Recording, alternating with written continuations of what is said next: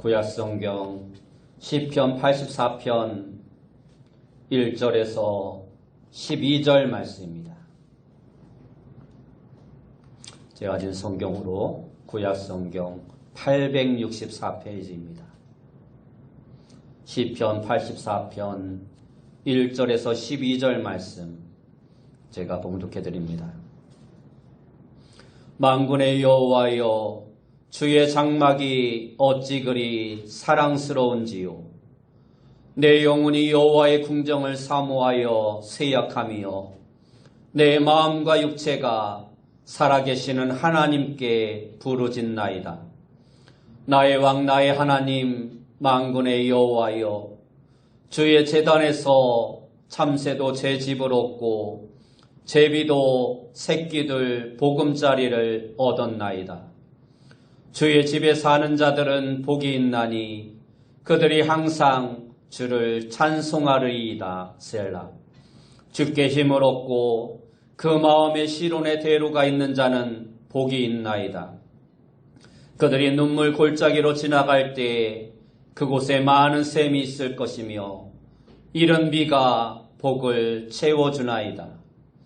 그들은 힘을 얻고 더 나아가 시온에서 하나님 앞에 각기 나타나리이다.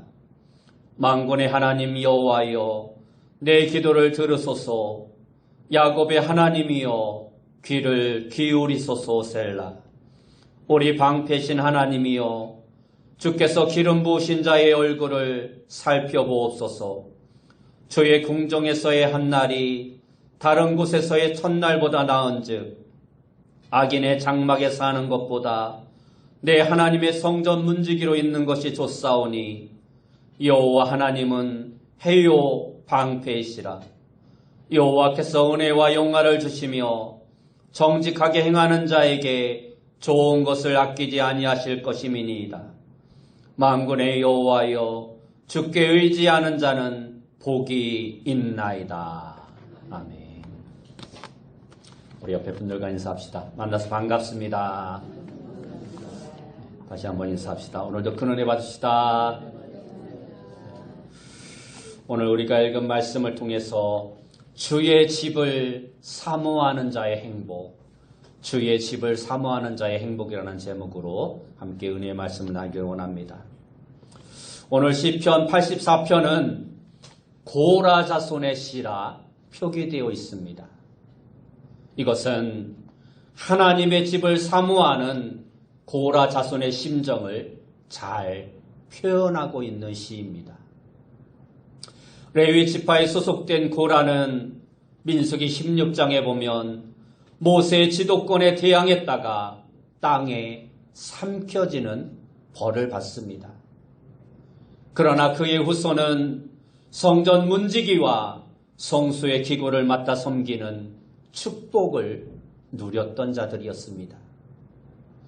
여기서 말하는 문지기란 천한 의미의 문지기라는 의미도 있을 수 있지만 또한 반대로 마치 하나님의 보좌를 수비하고 경호하는 친위대와 같은 고귀한 직책을 의미한다 할 수도 있습니다. 그리고 또한 고라 자손은 찬양대로도 섬김을 받았는데 시편에는 오늘 우리가 읽은 84편을 비롯해서 11개의 고라 자손이 지은 찬송시가 기록되어 있습니다. 오늘 본문의 첫 단락인 1절에서 4절 말씀은 하나님의 집에 있는 사람이 누리는 행복을 노래하고 있습니다. 하나님의 궁정을 사모하는 간절함이 너무 깊어서 상사병이 들었던 시인은 몸과 마음을 다해 살아계신 하나님께 부르짖고 있습니다.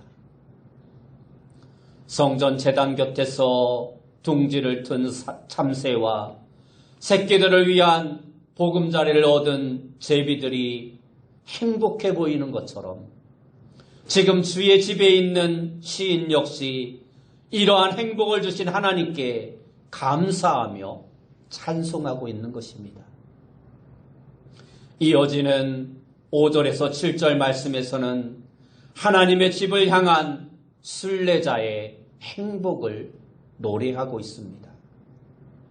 순례자는 하나님의 집인 성전으로부터 멀리 떨어진 곳에 살고 있어서 자주 하나님의 성전을 찾고 싶어도 그러할 형편이 되지 못했습니다. 그러나 그럼에도 불구하고 그의 마음은 항상 하나님의 집이 있는 시온을 향해 열려 있었으며 절기 때마다 성전을 방문하는 일이 그에게 있어서는 최고의 기쁨이었습니다. 그래서 순례자는 주님이 주시는 그 힘으로 살며 늘 행복하였습니다. 그러나 순례의 길이 그리 만만치만은 않았습니다. 도중에 자연재해도 만나고 당시에 수많은 전쟁이 있는 지역을 통과해야 할 수도 있었고 강도와 각종 사고, 질병과 피곤함, 가정의 문제와 영적 게으름 등 순례의 길을 성공적으로 마치기까지는 수많은 장애가 순례자의 길을 가로막았을 것입니다. 시인은 이러한 수많은 장애물들을 6절 말씀에서 눈물 골짜기라 표현하고 있습니다. 그런데 그러한 눈물 골짜기가 항상 나쁘고 힘든 것만은 아닙니다. 왜냐하면 그 골짜기를 지나갈 때에 얻는 하나님의 은혜가 너무나 풍성하기 때문입니다. 우리를 방해하고 가로막는 그 어떠한 것도 이러한 하나님을 향한 순례자의 마음을 무너뜨릴 수 없는 것입니다. 그 이유는 하나님께서 순례자의 위로와 인도자가 되어주시기 때문입니다. 다윗에게는 이 눈물의 골짜기가 사망의 음침한 골짜기였습니다. 그러나 이러한 사망의 음침한 골짜기 가운데에서도 다윗이 두려워하지 않은 것은 주의 지팡이와 막대기가 자신을 안위하기 때문이라고 다윗은 고백했습니다. 오늘 본문의 순례자들은 초막절, 다시 말해 추수감사절을 지내러 예루살렘으로 가는 순례자들이었습니다. 당시 시온성으로 불려지는 예루살렘 성전은 요새지인 바위산 위에 세워져 있었습니다. 그리고 그곳으로 올라가는 길목에는 일명 눈물의 골짜기라 불리우는 아주 험한 코스가 있었습니다. 그곳은 길이 거칠 뿐 아니라 공기에는 물이 없어서 장거리 여행길에 지친 순례자들은 이곳에서 갑절에 고생을 겪어야만 했습니다. 그런데 시인은 오늘 하나님께서 그 고통의 골짜기를 물이 넘치는 샘으로 바꾸어 주시고 순례자들은 그 샘에서 쉼과 위로를 얻을 것이라 말씀하고 있습니다. 어떻게 이러한 일이 가능할까요? 한 해의 농사를 마치고 추수감사절로 지키는 초막절이 시작되는 시기에 마침 하늘로부터 이른 비가 내리기 때문입니다. 이스라엘 땅에 내리는 이 이른 비는 다음의 농사를 위해 씨를 뿌리는 시기에 맞춰 내리는 은혜의 단비였습니다. 여름 내내 말라부터 굳어진 땅에 비가 내려서 흙이 부드러워질 때 농부들은 땅을 갈아엎고 씨를 뿌리는 것입니다. 그리고 굳어진 땅 골짜기에 빗물이 고이면 여기저기에 물 웅덩이가 생기고 그 물은 그 길을 지나는 여행객들에게 시원한 물을 공급하는 샘물이 되는 것입니다. 그래서 그곳은 더 이상 눈물의 골짜기가 아닌 순례자들을 환영하며 위로하는 쉼터가 되어지는 것입니다. 이 모든 것이 하나님의 집을 사모하는 성도들을 위해 예비하신 하나님의 은혜의 선물인 것입니다. 오늘 우리에게도 하나님의 집을 찾아오는 발걸음이 때로는 지치고 힘들고 고된 길이 될 수도 있습니다. 주일 예배를 마치고 교회를 나와 한 주간 세상 속에서 살아가며 갑작스러운 슬픔을 겪기도 하고 견디기 힘든 마음의 상처로 지쳐 쓰러질 때도 있습니다. 그러나 그러한 고난의 자리가 오히려 회개와 은혜를 체험하는 감격의 자리가 될 수도 있는 것입니다. 그렇게 낮아진 마음으로 하나님의 집을 향해 올 때 이미 우리는 하나님의 충분한 은혜를 경험하게 되고 또한 예배를 통해 다시 새 힘을 얻게 되는 것입니다. 이 모두가 우리가 생각하지 못했던 하나님의 특별한 은혜인 것입니다. 저는 아직 성지순례를 다녀오지 못했지만 영상을 통해서 성지순례지의 모습들을 살펴본 적이 있습니다. 성지순례를 다녀온 분들은 다양한 방식으로 많은 감동을 얻고 돌아온다고 고백을 합니다. 그래서 많은 사람들이 이왕 해외여행을 다녀오려면 바쁘게 다니며 사진만 찍고 오는 여행보다 목적과 감동이 확실한 성지순례를 다녀오라고 이야기를 합니다. 어떤 분은 성지순례라는 용어가 마음에 들지 않는다 말하는 분들도 있습니다. 그렇다면 신앙 유적지 탐방이라는 이름으로 바꿀 수도 있는 것입니다.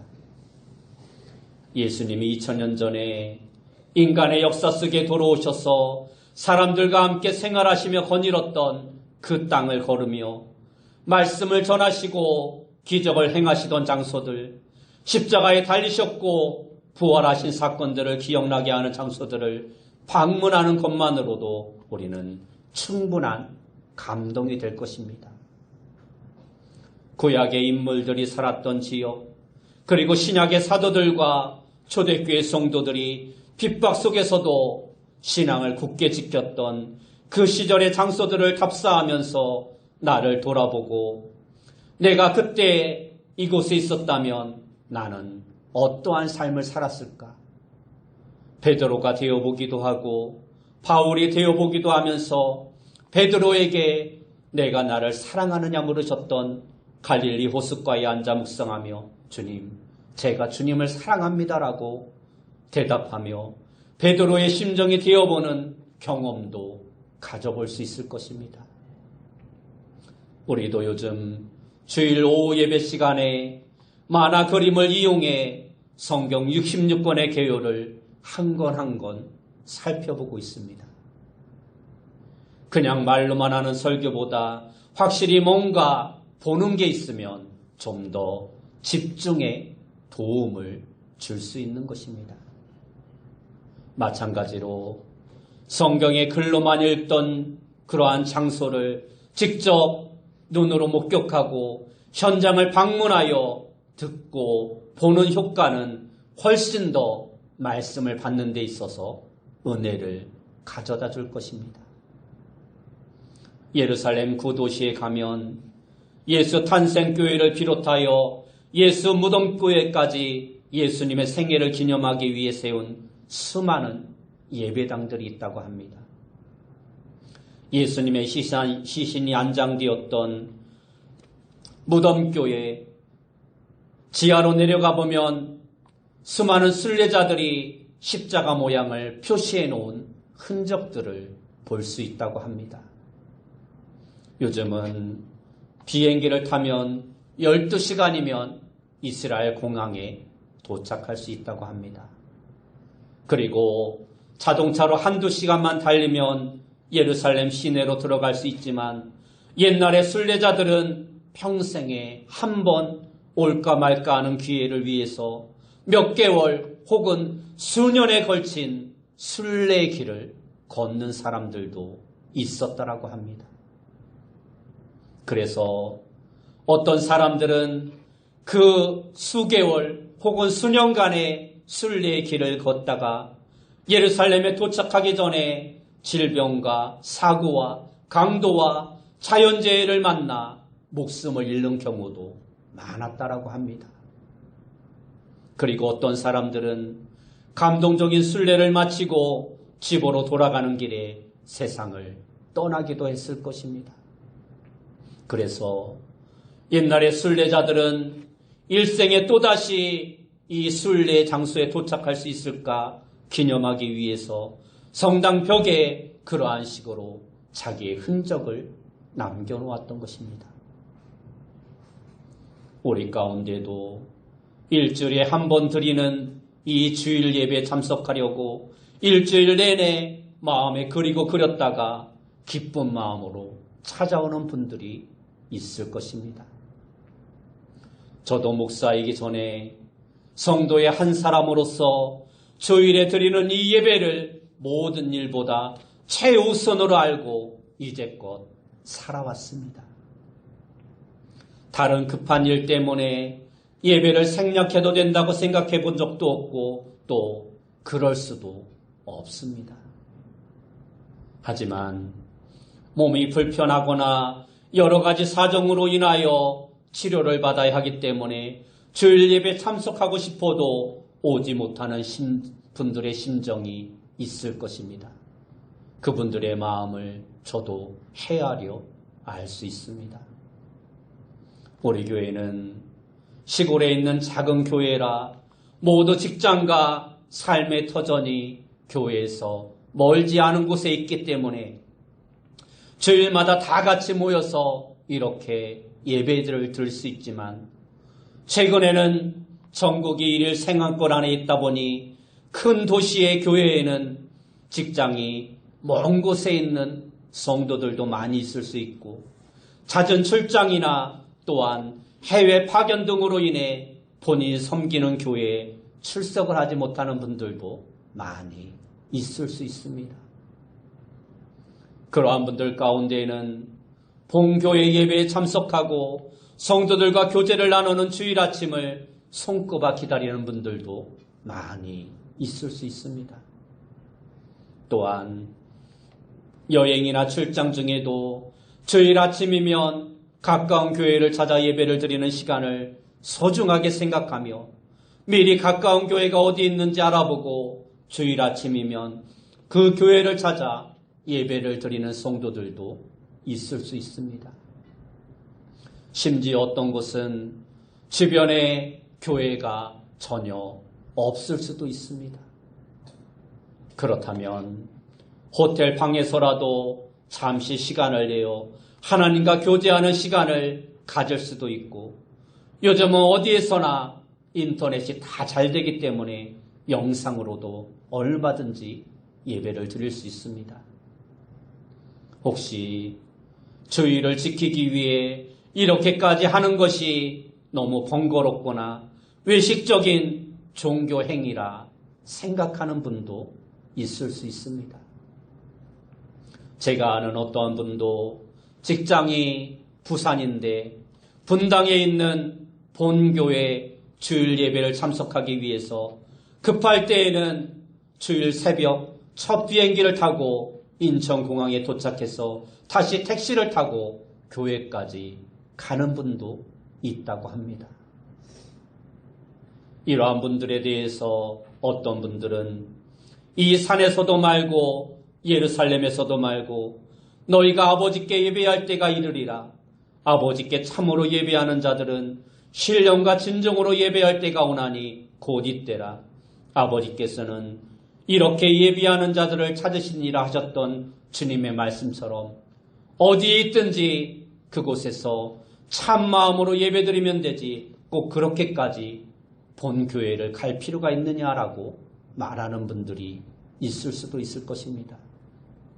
물론 이 말이 꼭 틀렸다라고 말할 수도 없습니다.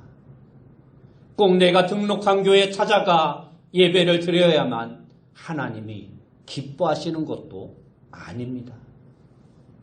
그러나 오늘날 주일 예배와 주일 성수를 너무 가볍게 여기는 현대인들의 모습을 생각하면 그분들의 그러한 열정과 사랑을 너무 지나치다 비판하기 전에 주일을 지키기 위한 그분들의 그러한 애착과 본교회를 사랑하는 그 마음을 칭찬하지 않을 수 없는 것입니다. 여러분들 가운데도 믿음 때문에 핍박과 고난을 당하신 분들의 이야기를 제가 듣기도 하였는데 우리 믿음의 선진들도 주의를 지키기 위해 갖은 핍박과 손해를 감수하면서까지 믿음을 지켰던 일들이 많이 있었습니다. 주일날 학교에서 보충 수업이나 어떠한 행사 연습이 있는데 예배 때문에 학교에 가지 않고 선생님 말씀을 어겼다고 다음날 교무실에 불려가 호되게 매를 맞으면서도 신앙생활을 했던 사람들도 있었습니다. 요즘은 체벌이라는 것을 생각할 수도 없지만 저 때만 해도 교사의 행동에 대해서 학부모나 학생이 뭐라 할 수 없는 시대였음을 여러분들도 아마 잘 알고 있었을 것입니다. 저 때만 해도 많이 맞았습니다. 7, 80년대에 교회가 한참 부흥할 때에는 주일에는 가게 문도 닫고 시장에도 가지 않았으며 심지어 주부들은 빨래도 하지 않았다라고 합니다. 사사로운 일에 돈을 쓰지 않고 주일 전 토요일에 모든 것을 다 준비하고 주일에는 오직 예배와 봉사와 전도하는 일에 온전히 하루를 들이며 예배했다고 합니다. 그러나 그 누구도 당시에 그러한 그분들의 신앙 스타일이 형식과 의식을 따르는 바리새인들이라 말하지 않았습니다. 그 누구도 그들의 신앙이 잘못됐다라고 말하지 않았던 것입니다. 물론 그러한 옛날 분들의 그러한 방식이 모두 옳다는 말은 아닙니다. 그러나 그렇게 주일을 사모하고 예배하는 삶을 살려고 힘썼던 그러한 선조들이 있었기 때문에 오늘날 한국교회가 많은 혼란 중에서도 이만큼이라도 순수하게 믿음을 지키고 성장하고 그 믿음을 유지할 수 있었던 것입니다. 혹시 여러분 가운데 일주일 내내 바쁘게 지내느라 내가 하나님의 자녀라는 것조차 잊고 살다가 주일을 맞이하는 분들이 있다면 오늘 주일 하루만이라도 우리의 일상의 삶을 내려놓고 하나님을 가까이 하는 시간으로 말씀에 집중하며 주님의 은혜 받고자 힘쓸 수 있는 귀한 성도님들이 되시기 바랍니다. 그렇게 몸도 마음도 힘을 얻어서 월요일부터 한 주간 다시 힘차게 살아가는 것이 건강한 영혼을 소유한 그리스도인의 아름다운 삶의 모습인 것입니다. 저도 목사이지만 목사의 눈으로 보기에도 그동안 한국교회는 성도들을 너무 혹사시키는 경향이 있어 왔던 것이 사실입니다. 지금은 많은 교회들이 주일 저녁 예배 대신 오후 예배를 드리고 심지어 오전 예배만 드리는 교회들도 많이 생겨나고 있습니다. 그러나 그 전까지 한국교회는 혹시라도 교인들이 험한 세상에 나아가 실족하고 죄에 오염될까 염려되어 세상으로부터 격리라도 하듯이 교인들을 하루 종일 교회에 붙잡아두고 각종 훈련과 직분을 감당하게 했던 때가 있었습니다. 그리고 그렇게 교회에서 시간을 많이 보내는 사람은 믿음이 좋은 사람이고 그렇지 않으면 믿음이 없는 사람이라 생각되어지는, 그래서 그렇게 프로그램에 동참하지 못하는 교인들은 죄책감 속에 신앙생활을 하기도 했습니다. 그렇게 주일 성수는 온종일 교회 안에 지내야 한다는 생각을 굳게 가진 분들은 새벽 기도부터 시작하여 오전에도 오후에도 그리고 저녁까지 교회에서 온전히 활동하며 봉사해야 했습니다. 저 역시 어린 시절과 신학을 시작할 때까지만 해도 그러한 분위기와 전통 속에서 신앙생활을 했습니다. 신학을 시작하며 전도사 사역을 시작할 때는 주일이면 새벽부터 저녁 예배를 마치고도 그냥 귀가하는 적이 없이 부서별 회의나 결석자들을 일일이 확인하고 필요하면 밤늦게라도 성도들을 찾아가 예배를 드려주고 그렇게 늦은 시간 밤늦게 귀가하면 너무 피곤하여 눈을 뜨기도 힘들 정도였습니다. 그래도 그렇게 살아가며 내가 오늘 주일을 잘 성수했다는 만족감에 스스로를 위로하며 하루를 마감했습니다. 그리고 다음날 새벽 또다시 일찍 일어나 새벽기도 차량 운행을 나가야 하기 때문에 마치 산송장처럼 쓰러져 잠이 들 때가 많았습니다. 그래도 당신은 젊고 한참 힘이 넘칠 때였으니 그런 것이 가능했지 그러한 생활 패턴으로 지금까지 목회를 했다면 아마 과로사하고 말았을 것입니다. 과연 하나님께서 그렇게 젊은 나이에 과로사한 목사를 보시고 장하다, 착한 내 아들아라고 칭찬하실까요? 목회자들에게는 그것이 삶이고 사명으로 여겨진다 하지만 일반 성도들은 목회자들과는 다를 것입니다. 그러나 교인들 중에도 열심히 있고 주일 성수에 앞장서는 분들은 목회자들 못지않게 바쁘게 주일을 보내는 분들도 많이 있습니다. 이것은 우리 교회만의 이야기를 하는 것이 아니라 오늘날 대부분의 한국 교회의 상황을 말씀드리고 있는 것입니다. 그래서 주일 저녁이 되면 파김치가 되어 집에 돌아와 골마 떨어지고 월요일 되면 병든 타처럼 눈꺼풀이 내려앉아 꾸벅꾸벅 졸며 일주일에 하루도 참된 쉼을 얻지 못하며 늘 피곤하게 살아가는 많은 성도들이 있다라는 것입니다.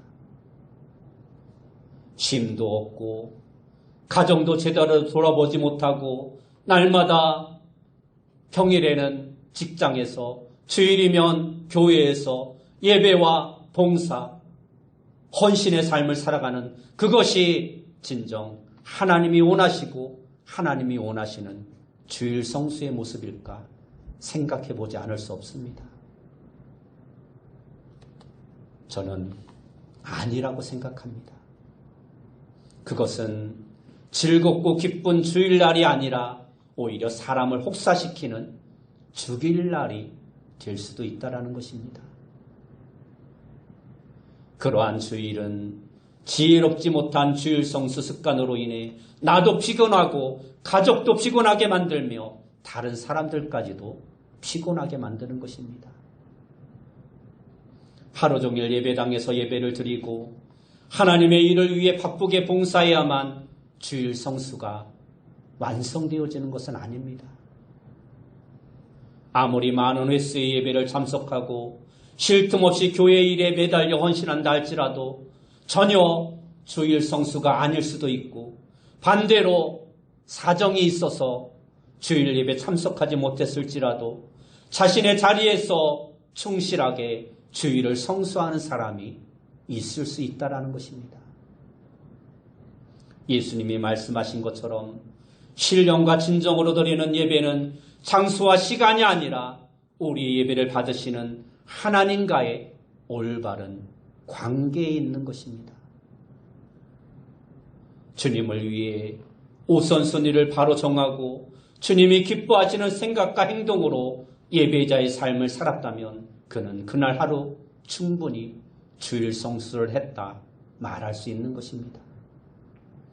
그러나 이 말을 주일 예배를 꼭 예배당에 와서 드려야 하는 것이 아니라는 말로 오해해서는 안 됩니다. 또한 주일날 교회를 위해서 열심히 헌신하고 봉사하지 않아도 된다는 말로 오해해서도 안 되는 것입니다. 단지 그것이 내 삶이 피폐할 정도로 지나쳐서는 안 된다는 것입니다. 주님이 우리에게 안식을 주신 것은 쉼을 위한 것입니다. 내 영혼을 재충전하고 하나님의 말씀으로 새 쉼을 얻게 하기 위한 것입니다. 혹시 여러분 가운데 교회에서 봉사하고 헌신하는 일이 부담스럽게 느껴지는 분들이 있다면 줄이시기 바랍니다. 우리는 주일날이 참된 쉼을 얻고 기쁨을 얻고 서로의 사랑을 나누고 믿음을 북돋아주는 아름다운 참된 쉼과 새 힘을 얻는 그러한 시간이 되어야 하는 것입니다. 교회는 나 홀로가 아니라 두세 사람 이상이 한 마음으로 모여 주의 이름으로 예배하고 섬기며 하나가 되어지는 곳입니다. 그러므로 우리는 열심히 모이는 일에 힘쓰는 자가 되어야 합니다. 그리고 부지런히 흩어져 세상으로 나아가는 자가 되어야 합니다. 교회는 우리 안에서만 모여있는 것이 교회가 아닙니다. 교회는 흩어져야 하는 것입니다. 세상에서 건강한 그리스도인으로 살기 위해서 주일마다 모여 예배드리고 다시 세상으로 나아가 하나님의 이름을 땅끝까지 증거하는 일에 힘쓰는 자가 되어야 합니다. 오늘 본문의 마지막 8절에서 12절 말씀에 보면 순례자는 어느새 하나님에 들어와 하나님을 찬양하고 있습니다. 눈물 골짜기를 통과하여 하나님의 집에 올라온 시인은 간절한 마음으로 하나님 앞에 기도를 드리고 있습니다. 우리의 기도를 들으시는 하나님은 우리 인생길에 빛을 비추시고 은혜와 영화를 주시며 정직히 행하는 자에게 좋은 것을 아끼지 아니하시는 해와 방패와 같으신 분이십니다. 하나님의 집에 올라와 기도하는 성도의 행복이 바로 여기에 있는 것입니다. 시인은 이러한 하나님을 뵙고 그 집에서 하루를 지내는 것이 다른 곳에서 첫날을 지내는 것보다 좋고 악인의 집에서 지내는 것보다 하나님의 집에 문지기로 있는 것이 훨씬 좋다라 말하고 있습니다. 오늘 여러분들에게도 이 시인의 이러한 고백이 여러분들의 고백이 되어지길 원합니다. 구약의 성전과 오늘 우리의 성전은 다릅니다. 우리의 성전은 성전의 주인이시며 성전의 머리가 되시고 몸이신 예수 그리스도입니다. 구약의 성도들이 하나님의 집인 성전을 사모하며 그 성전을 중심으로 살았다면 오늘 우리는 예수 그리스도를 사모하며 예수 그리스도 중심의 삶을 살아가는 자가 되어야 합니다. 구약 이스라엘 성도들의 마음 중심에 하나님의 집이 자리를 잡고 있었던 것처럼 오늘 우리의 마음의 중심에는 언제나 예수 그리스도가 우리의 주인으로 자리 잡고 있어야 하는 것입니다. 일주일의 모든 삶이 주님의 날이며 주님과 교제하는 날이지만 특별히 우리는 주일 하루를 구별하여 평소보다 더 많이 주님의 말씀을 가까이 하며 예배하며 하나님의 말씀으로 쉼과 위로를 얻는 시간이 되어야 하는 것입니다. 그리고 예배를 위해 세상의 사사로운 일을 잠시 중단하고 예배와 섬김에 집중하면서 감사와 즐거움의 날로 삼을 수 있는 그러한 삶의 모습이 우리에게 있어야 하는 것입니다. 그리스도인의 참 행복은 바로 여기에 있는 것입니다. 세상 일에 열심이고 주일날 교회에 와서 하나님의 말씀으로 다시 충전할 수 있는 그러한 삶을 통해서 삶의 활기와 삶의 위로와 삶의 용기를 얻을 수 있는 그러한 삶이 우리에게 있어질 때 그 삶이 바로 참된 성도의 행복한 삶인 것입니다. 여러분 모두가 날마다 주의 집을 사모하며 그 주님이 주신 은혜로 참으로 행복한 삶, 축복의 삶을 살아가는 귀한 성도님들이 다 되시길 예수님의 이름으로 축원합니다. 기도하겠습니다. 사랑하는 주님, 우리 모두가 하나님의 집을 사모하며 날마다 주일 주님의 교회에 나와 하나님의 말씀으로 내 자신을 충전하며 기쁨과 즐거움 가운데 살아갈 수 있는 귀한 성도님들이 다 되시길, 다 되어서 날마다 기쁨으로 살아갈 수 있는 귀한 성도님들 되어줄 수 있도록 인도하여 주옵소서. 예수님의 이름으로 기도드리옵나이다.